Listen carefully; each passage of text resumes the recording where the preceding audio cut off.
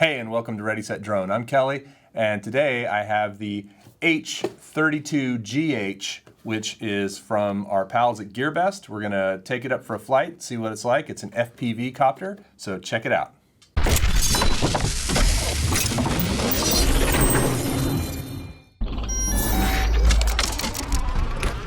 First of all, we've got the remote, which looks like a pretty standard little inexpensive toy drone remote.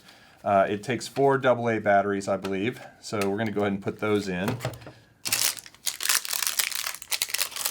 And one thing I do like about this remote that some cheaper drones don't have is the fact that this remote actually doesn't have a screw that you have to undo to take the battery door off. It just has a little thing you push down with your fingers, which is nice because, you know, if you don't have to mess with a screwdriver, it's always better. So just put the 4 AA batteries in, close up the lid here, turn it on. That's what the screen looks like. Looks like it has some different buttons here that do some different things, but we're going to turn this off and go ahead and get the drone set up. But before we do that, it does come with instructions, and it comes with instructions in Chinese and in English, which is nice. That they include the English instructions. I have foregone the instructions because I'm going to just try it and see what I can do. It does come with prop guards, which I'm not intending to use, so we'll set those over here. Comes in this nice little box, which is got all the details on the side, but again, we'll set it over on the side for now. It comes with 4 spare props and a little screwdriver, which is, of course, handy if you break a prop. And it looks like it comes with 1 battery and, of course, 2 USB chargers. One of these USB chargers, this guy here, is actually for charging the screen, which I did last night. And the screen comes with this antenna. So what's kind of cool, I played with this a little bit last night, didn't turn it on, but when you pop that up, it actually has this nice little sunshade. Comes with an antenna, so we'll go ahead and pop the antenna on it, which it looks like this just threads into the top here.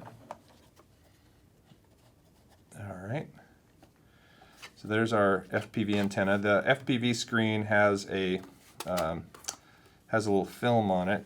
So now I'm pulling this little screen bit off, protects the screen. Suppose I could have left it on there.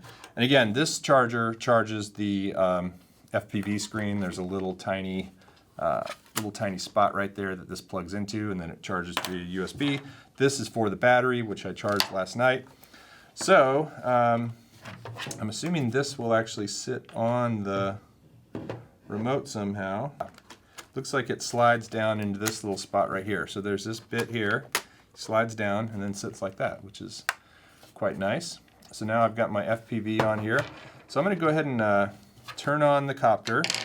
So of course with any quad that you're going to be flying, you generally want to make sure it's sitting on a flat surface when you plug it in, so that the gyros and everything calibrate properly.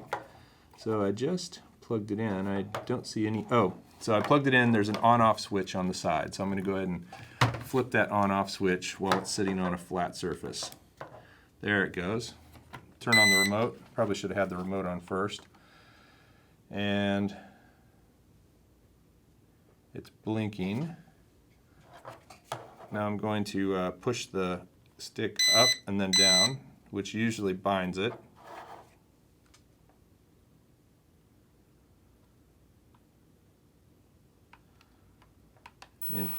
Oh, okay. So it looks like you pull the sticks down and towards the center to turn the actual props on. And there it is. Okay, I don't have the camera on yet. Pretty stable.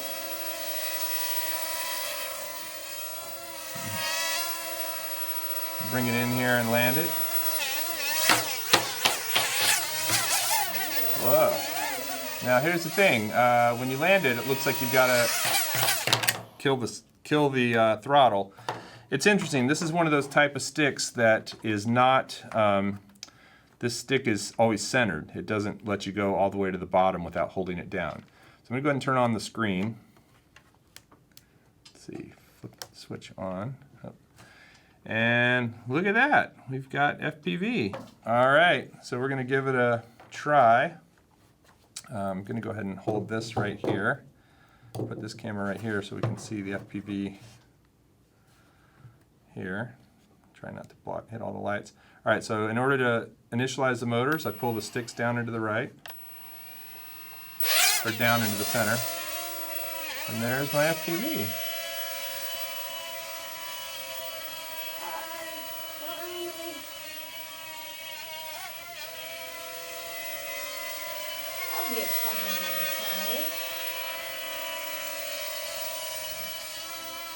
It's pretty dark in here.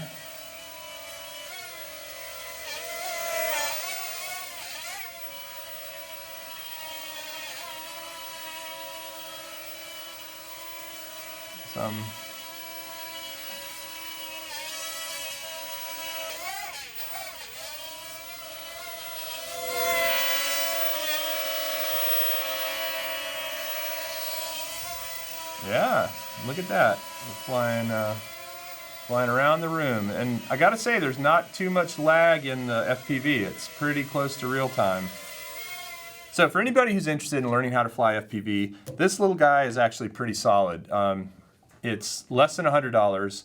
It is the JRC H32GH. So one other thing, it can record video. It does have a small SD slot for a micro SD card right here in this side, so you could put that in and record video. There's a start-stop button on the top for both photos and video. I'm not going to necessarily recommend... Oh, hey, here's one other thing I just realized. You can also push this button here to start and stop the props. So that is good to know. But here's the coolest thing. It does work with Fat Sharks. So I'm going to try flying it with my Fat Sharks here and see if I can get anywhere without hitting anybody.